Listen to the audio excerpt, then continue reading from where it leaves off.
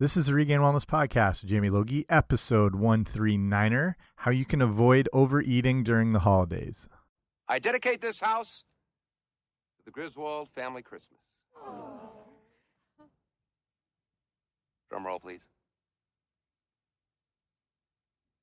Drum roll.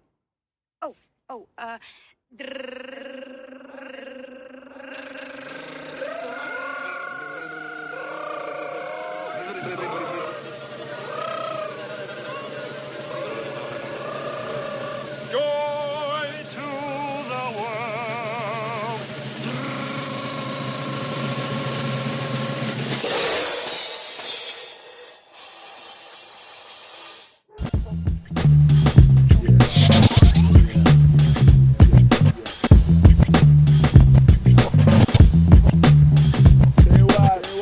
Hey guys, what's happening? Welcome back to the podcast. I'm Jamie Logie. I run regainedwellness.com, and this is the Regain Wellness Podcast, and this will be the last podcast of the year, and I thought I'd make it a sort of one-stop shop for all things, kind of navigating the sort of runaway freight train that is, the diet during the holidays and the overabundance of food, and just like tips and things you can do to stay on top of, keeping mindful of what you're eating, but still enjoying the holidays.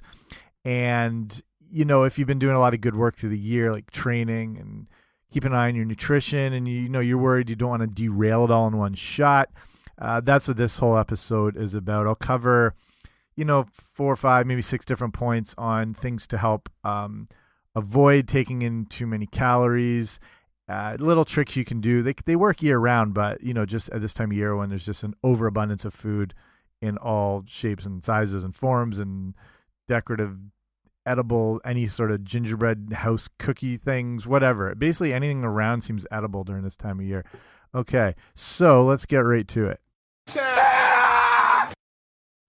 like I said, the holidays aren't just ugly Christmas sweater parties. There's so many, depending on what you celebrate or where you live, and there's just an abundance of food-related activities, from work parties to family parties to actual Christmas Day itself, Hanukkah, throughout basically the whole season, and then right into New Year's. It's just like there's a never-ending amount of food and alcohol and sugar and stuff that just gets thrown right at us. The average person, there's varying stats on this, but they say the average person puts on 5 to 7 pounds during the holidays.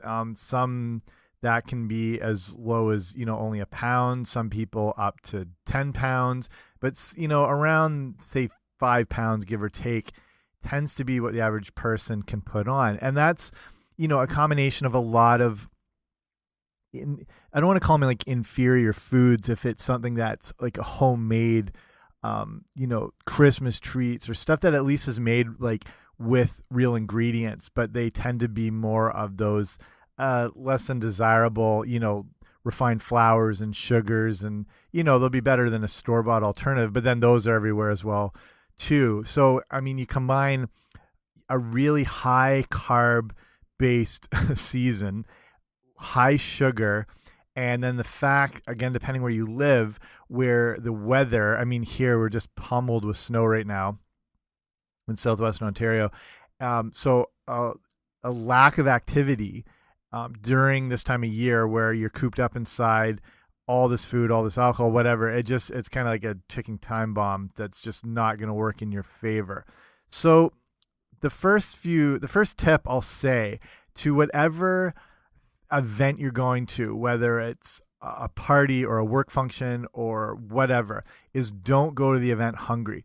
And that's sort of a mindset whenever you're going out for a big meal or something you've been waiting for a while. You want to save your appetite, but this can make it a little difficult because then you're more likely to make worse choices when you go into an event starving. And when you're hungry, it tends to be when your blood sugar drops. That can lead to cravings for more quick energy. Your body wants like an instant hit. So you tend to desire, refined carbohydrates, carbohydrates in general, and sugars. I mean, this is an ancient mechanism that's built into us where we're kind of programmed to crave things like, fat and sugar, but from more, natural sources. And the problem is we've been introduced to all these, highly palatable, super high calorie manufactured things that just don't exist in nature. And now we've sort of, like we've hijacked our, like our Paleolithic ancestors, the sugar they would have craved, the only sugar they would have had access to would have been various forms of fruit, which still would have been super high fiber. And they only would have had them at select times a year because they'd have to wait for fruits to ripen. So it's not like they had constant access to this stuff all the time. Another one would be honey. And again, that's not constantly available. They'd have to wait to the certain times where honey or honeycomb is being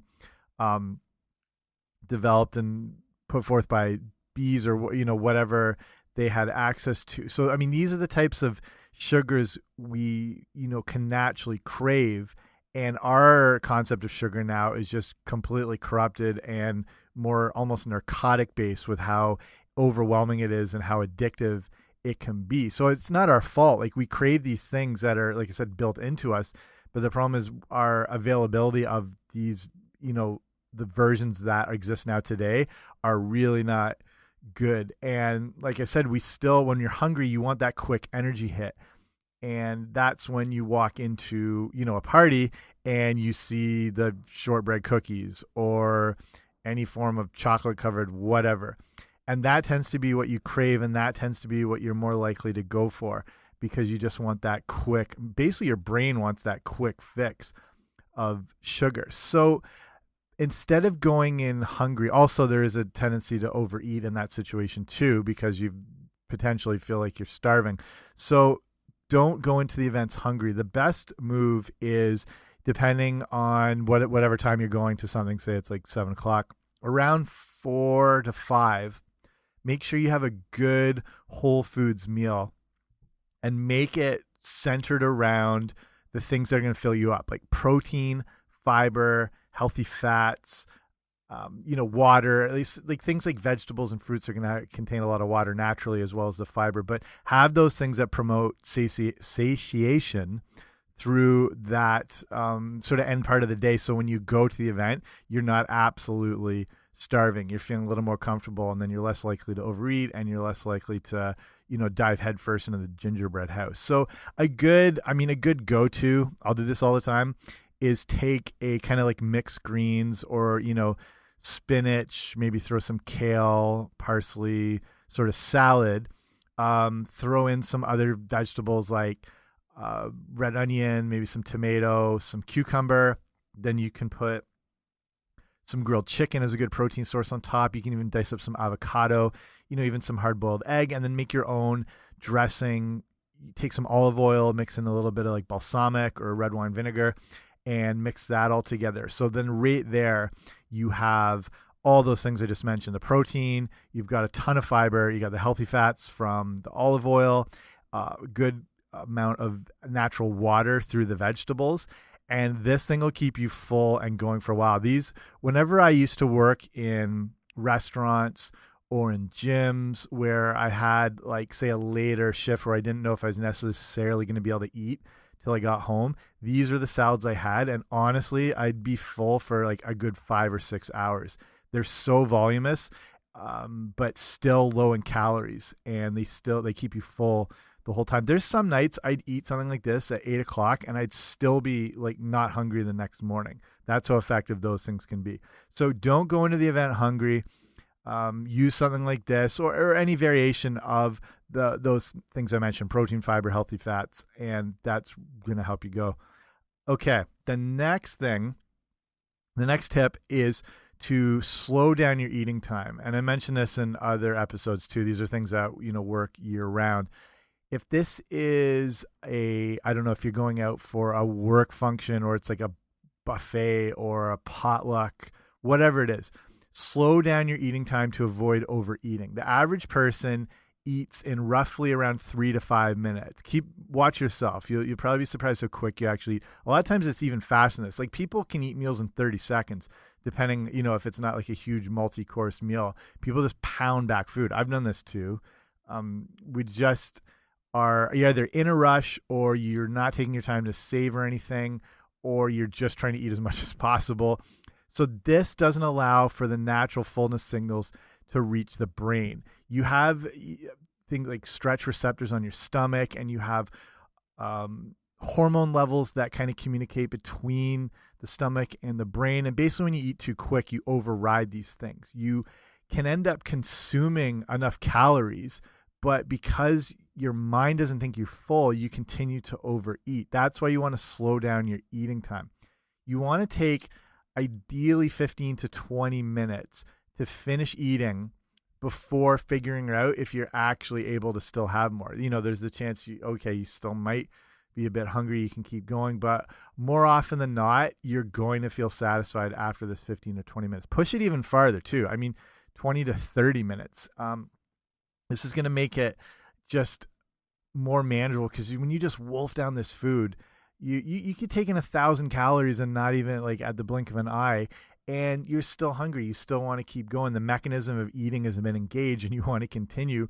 Little do you know, your body's taking in more than enough calories, because in most cases, like with holiday events, you're consuming these foods that are super high calorie, very palatable, that don't fill you up, and that make you want to keep eating. Again, when it's more refined carb and sugar based and stuff like that. So you're taking in more, and then you're desiring even more and more, and you can triple the amount of calories that would normally had done the trick in the first place. So take at least 15 to 20 minutes. If it's a sit down thing, it's a bit easier because you can, keep your phone out. If it's something where you're around, up and mingling, I don't know, keep an eye on the clock or your watch or whatever it is. If it's a meal where this isn't, a real possibility, like say people are eating a little quicker and it's like a multi-course meal thing and there's different servings coming, at least be the last person to finish. And that way you're going to extend your eating time probably longer than you normally have. So try this, like just on an average meal. Like you're probably a little more conscious now of the time you spend eating, but if you can do it one time, just eat like you normally would, just like your normal meal and your normal time, and time it and just see how, quick you're actually going.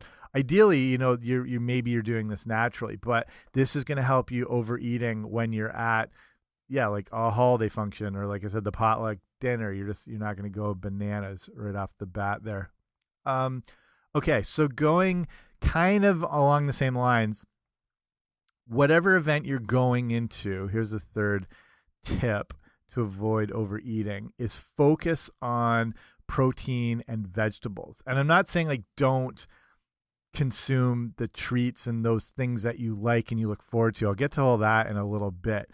But to avoid, again, eating too much of those and kind of caving into the blood sugar issue, when you eat protein and vegetables first, this is going to help you get fuller quicker, and it's also going to help keep your blood sugar a little more stable. If you eat like a refined, say you eat like a shortbread cookie or something like that on an empty stomach, this is just like an instant shot to your blood sugar. It just spikes. There's an insulin release that, if insulin is known as the fat producing and storing hormone, and when you overconsume, you keep insulin levels elevated. This makes it difficult to lose weight in general. It also over time can lead to insulin resistance, pancreatic burnout, which is, setting the stage for type 2 diabetes. Also, of course, that's going to, lead to obesity and heart disease and the whole thing. That's the problem when you have those fat, like we call them fast acting carbs. Basically, think anything white is going to be a fast acting carb. And when you eat things like protein and vegetables, there's still that insulin response, but because they've got, protein and say, natural fibers, things that are going to be a little more gentle on your blood sugar. There's not going to be that fast release. So if you're say you're going into an event hungry, it is okay to eat, but look for the protein and vegetables first. So that's going to just keep you a little more stable. And again, if you eat too much sugar or too many refined carbs, you're going to get that blood sugar spike. It's going to lead to a crash. You're going to have, irritability. You're going to have more hunger cravings, some people it leads to headaches, kind of just not a smooth transition. But protein and vegetables are going to keep things a little more stable. And then if you do go to those treats, you're less likely to eat more of them because you're going to be a little more full because of the natural, the healthy fats, the fiber, the protein. Another thing too is have a drink or two of water before as well. That's going to help prevent you from overeating. So wherever you go, whether it's party or like, I'm just picturing any sort of function, there's always, where there's food, there's always going to be some form of like cheese platter. There's going to be cold cuts. You're going to maybe find meatballs. There's going to be veggie trays. So go for things like that. Go for the cheese. I mean, they're not the most ideal forms of protein and whatever, but it's better to have something that's going to keep your blood sugar a little more stable, even if it's a little more of an inferior choice that you wouldn't normally have. Like if you wouldn't normally have cold cuts, it's at least, going to help things be balanced a little bit better. So, go for something like the cold cuts and the meatballs and then a ton of veggies. You always find some sort of, broccoli, celery, carrot stick, whatever tray, and try and fill up on those first before you go into the less desirable stuff. It's going to make things a little more balanced and a little more manageable and help you avoid overeating too much. Okay, the next thing I'll get into is alcohol, which is a whole thing that kind of goes hand in hand with the entire season, and at a work party can end up with you sitting on the Xerox, photocopying, who knows what. So with alcohol, it's a tough one because generally alcohol is mixed with some form of, obviously, mixer, from sugary soft drinks to cranberry juices to other fruit juices to eggnog, whatever, So the best bet is to at least, so I'm not saying, don't drink, but at least avoid all those sugary based mixers that, again, is just that fast acting carb. I mean, it's basically like rocket fuel in your body as far as how fast it can elevate your blood sugar. Even just normal orange juice, within 2 seconds, boom, blood sugar's up. It's just, try to avoid any of those mixers, even juices. If you have to do a juice, at least do something like a grapefruit juice or a real cranberry juice if you can find it, or pineapple juice, something that at least has some minerals and vitamins in it and whatnot. But those are still fast acting sugars. So your best bet, ditch all those, again, because those are going to lead you, again, that insulin spike, then there's going to be that crash. It's going to lead to more cravings for more of those fast acting carbs, and then all those treats are around you. And if you've had 4 or 5, cranberry and Cokes, vodka and Cokes, or vodka and cranberry, you're probably going to throw caution in the wind a little bit more, and you're more likely to just say screw it and then eat an entire platter of sugar cookies. So ditch those and instead go for a straight just soda water, any type of like seltzer water, and then mix in some fresh squeezed lemon juice, fresh squeezed lime. I mean, any form of bar worth its salt obviously is going to have those things. So make it a much lower calorie, zero sugar drink. Alcohol wise, your best bets are going to be gin and tequila, as far as, hopefully tequila is not giving you horrific flashbacks to something, but gin is going to be the lowest calorie option, and tequila is the best bet because it's good for anyone with celiac disease, gluten sensitivities, because it's not grain based as opposed to like gins and vodkas. And gin actually is just vodka, but it's there's different sort of herbal notes and additives put in to give it more of that flowery sort of herbal taste. You know what I mean? If you've had gin before, that elderberry kind of mix, but it is basically just vodka. So most vodkas, I mean, true vodka is, they distill it from potatoes, but they can still do it from grains. And the average vodka you're going to consume is probably a grain-based one, and then the gin goes right along with it. So if you have any form of, like I said, gluten, celiac, whatever issues, tequila is going to be your best bet, and it is a lower calorie choice. There is still quite a few calories in alcohol. Remember, it's people forget with protein and carbs, you get 4 calories per gram of each of those. With fat, you get 9 calories per gram of fat. With alcohol, you get 7 calories per gram. So be aware, it's still a high calorie source, but do yourself a favor and cut out all those sugary mixers. Add in just the straight soda waters, lime, lemon. That's going to do you a whole lot of favors. Beer is, that's the thing. Beer is going to be a tough one as well, just in general, year round, because with beer, you're basically drinking liquid bread. That's what it is. It's a super fast acting carb. At least, and with the case with, say, like a mass produced, like a Budweiser or Miller High Life or Coors, any of those, again, depending where you live, that's more North American based. Those things are so full of additives, and in some cases, even like high fructose corn syrups and fillers, that it's like you're drinking kind of like a alcohol ginger ale at that point. You know what I mean? There's really not a brewing process that happens per se.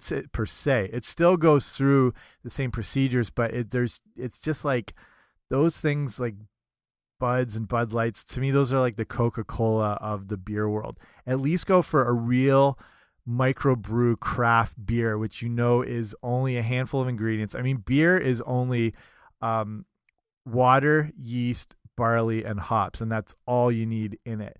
And a good craft beer is getting probably locally sourced, organic, high quality ingredients, because they want to make the best product possible.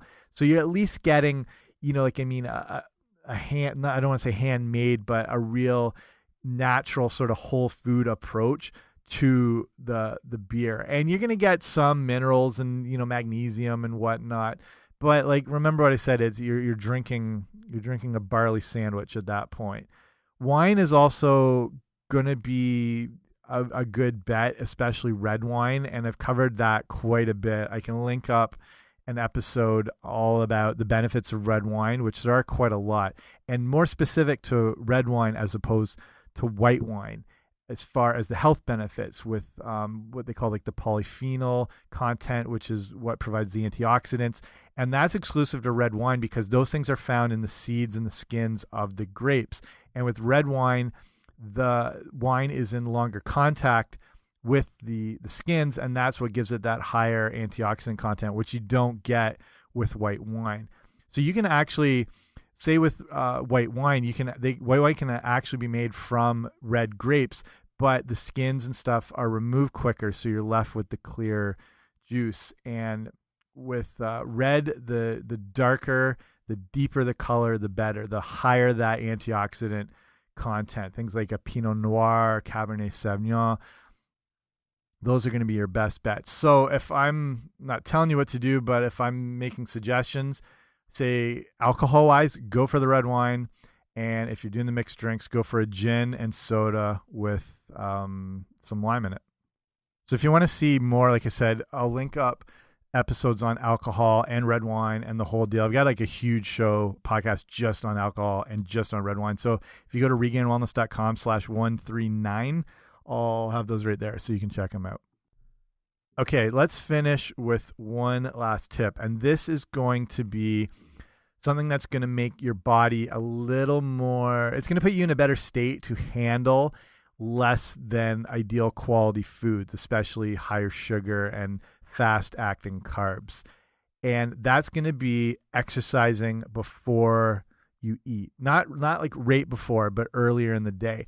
There's, during like, say in Christmas, you have this giant meal and then everyone, wants to, if they haven't passed out already, wants to go out for a walk, like they call like a turkey waddle. And, sometimes people wonder, if I exercise after, is that going to burn off the meal? It's not at all, really. And when you go for a walk, you're not really burning that many calories. It's still very good for you. And I very much encourage walking. But if you've just eaten 900 calories, a walk isn't going to do much, and you're still going to be digesting that meal for quite a while. Your best bet is to exercise before. So if you've ever had that question, should I exercise before or after a meal, at whatever point in the year? Before. And again, I don't mean like the minute before, but earlier in the day.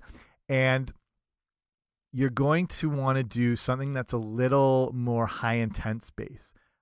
You can do your cardio and it's effective, but you want to do more high intensity interval training or strength training because it's going to create more of a hormonal environment in your body that is going to be better equipped at handling sugars and glucose and a lot of those fast acting carbs that you're going to consume later on. They're not going to hit you as bad. And that's because when you perform something like high intensity interval training, that's putting your body into this super high calorie burning state because it just requires so much energy and so much oxygen. And the best part of it is when you finished a high intensity workout, your body's at this state where it can continue burning calories long after the workout's done in kind of an afterburn effect. They call it EPOC, EPOC, and that's excess post-exercise oxygen consumption. And basically what that is it's that afterburn effect. Your body uses so much oxygen that it's got to replenish it, throughout the day, and it does that by burning calories. And research from Ohio State University, and even here in Canada at Queen's University, this has been studied all over the world. This is just more what I've looked at recently, that this afterburn effect of this ability to burn more calories lasts up to 24 and some studies say up to 36 hours after you're done the workout. So that means if you say you exercise at 11 in the morning or noon or whatever, and then later that day you have, some of those fast acting carbs and treats and sugars and whatever that might have hit your body a little more harshly and might have had more of an insulin output from just the consuming them and you haven't done anything that day. But when you have done that high intensity interval training or strength training, your body handles them a little bit better. You don't get that same, sort of spike in the blood sugar. They can be used a little bit better for kind of even replenishment in the body. When you're done a workout, like a high intensity workout or training, you use a lot of your muscle energy, which is called glycogen, and that's stored carbohydrate in the muscle. And when you're done working out, you basically depleted all these things and you need to replenish them. And carbohydrates, and even simple carbohydrates, even more of those fast acting carbohydrates, I'm talking about all the white stuff, can still be used to replenish the glycogen stores in your muscles, along with like protein and water, which helps for repair and recovery. So if you do this good workout, and then 2 or 3 hours later you have whatever things have sugar, flour, cakes, whatever, your body can actually uptake them and use them for that replenishment. And your body doesn't always have a preference per se in the after stages of the workout. It's because your body's at this hormonal level where it can handle things a lot better. So those foods can be better utilized and they're not going to be as harsh on your system. So in case you don't know about high intensity interval training, I'll link up an episode as well all about that, why it's beneficial, how to do it. But the basic rundown is high intensity interval training is basically where your body goes through intervals. You're going to start with, say, easy example is doing a stationary bike.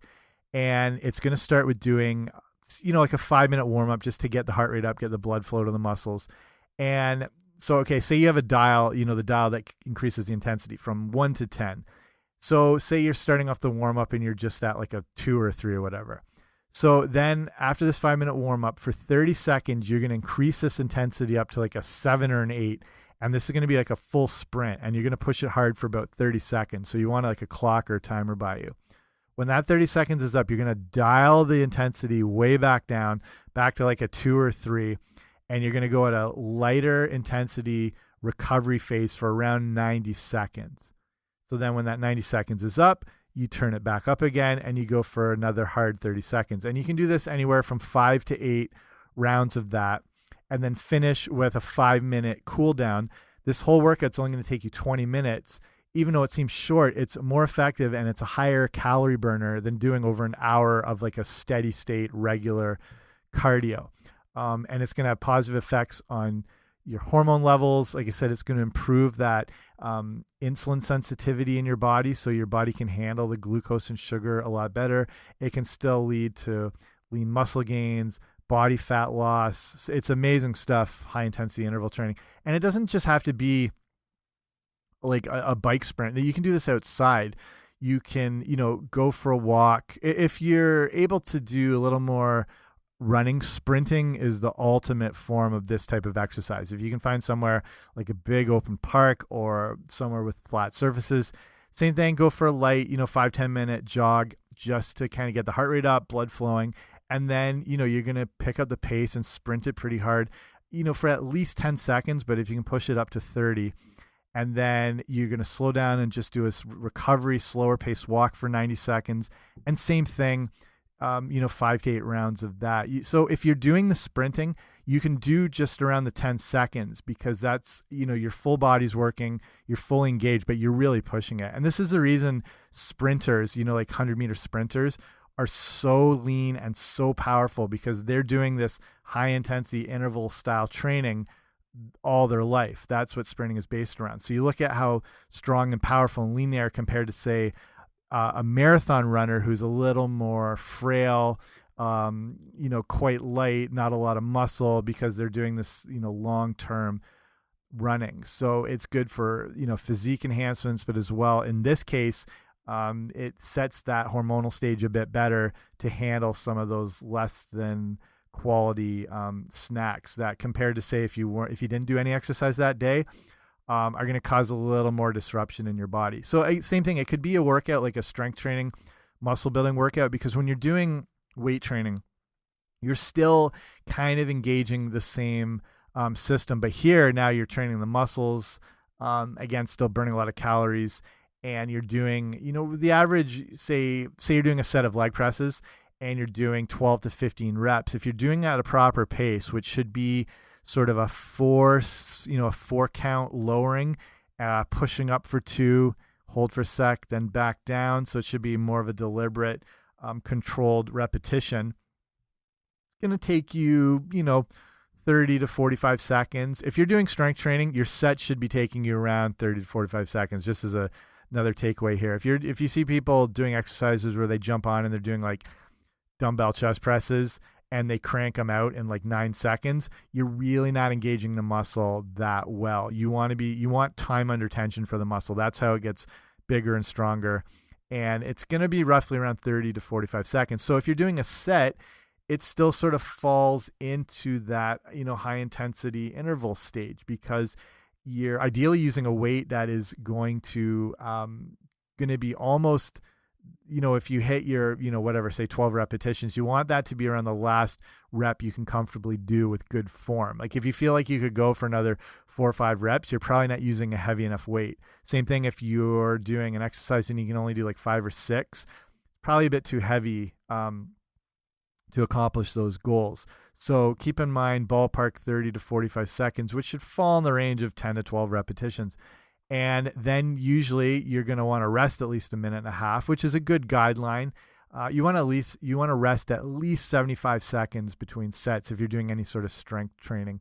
Your cardiovascular system tends to recover quicker than your muscular system. So you might feel like you're ready to go after like 30 to 40 seconds, but muscle-wise, you're not there yet, and you can hit the wall a little quicker. So try and wait at least a minute and 15 to 30 seconds. I like around 90 seconds. If you're trying even for more strength gains, you want to up it to around, say, 2 minutes. But for general fitness, muscle building, calorie burning, all around fitness, anywhere from at least that minute 15 up to 90 seconds. And then that way, like, you're engaging this high intensity interval style training. You can do this as well, like say with a treadmill.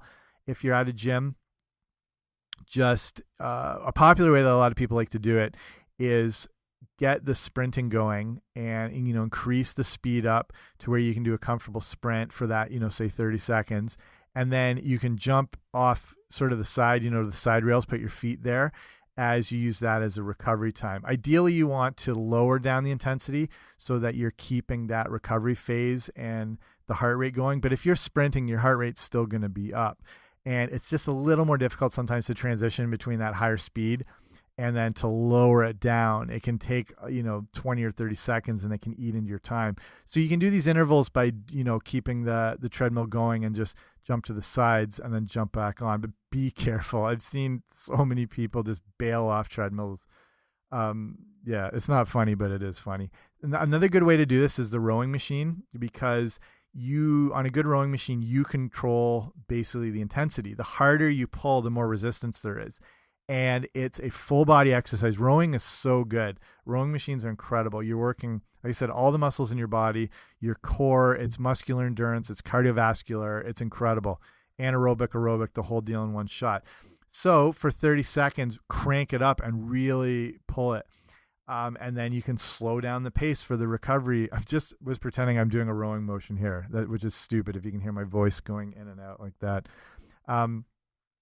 The recovery time, you just slow down the pace and just keep it steadily going. So that's an awesome one. So there's a bunch of examples, and this is the ultimate way, not the only way, but one of the ultimate ways to train as far as, the goals that people want: body fat loss, improve muscle, improve endurance, the whole deal. And in the Christmas season, the holiday season, you can create that good, hormonal environment in your body to better handle all those foods. So along with that, like I said, I'll link up those episodes on the high intensity interval training. It's got tons of information, and I'll put a blog up as well if you're more the reading type. So all that stuff, regainedwellness.com/139, that'll have everything there. So I'll wrap it up.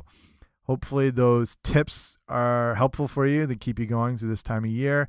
It's a little crazy. The main thing I want to say is, this isn't meant to sound contradictory, but the main thing is to not as well deprive yourself and beat yourself up over enjoying this time of year and enjoying those things that you like, whether it's the fruit cake or fudge, homemade, whatever, like the cookies, all that stuff. It's there to enjoy.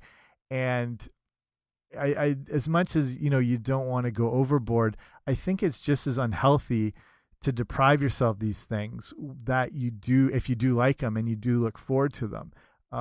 You do deserve them. And if you have been working hard all year in fitness and nutrition, or just in your daily life, you still deserve these things. And so I'm not, negating all the stuff I said. All those tips are just ways to manage it better and to avoid going too overboard. So the best way I could sum it up is, during the holidays, indulge, but don't overindulge. And that's probably the best way I can put a bow on this puppy, because that's the same approach I'm going to take. Okay, so that's it from me. Thanks for listening. I'll be back. I'll do some, obviously New Year's is right around the corner, so I'll have episodes about how you can take the right approach to a New Year's resolution, if that's something that is kind of in your sights, and how they actually still can be effective. And there's still some negative connections with resolutions, and I'll get into all those things, but worry about that later. Enjoy the holidays right now. Let me just say Merry Christmas, you filthy animals, and a Happy New Year. And if you haven't seen Home Alone, that's not meant to offend anybody. Go watch Home Alone. Okay, bye.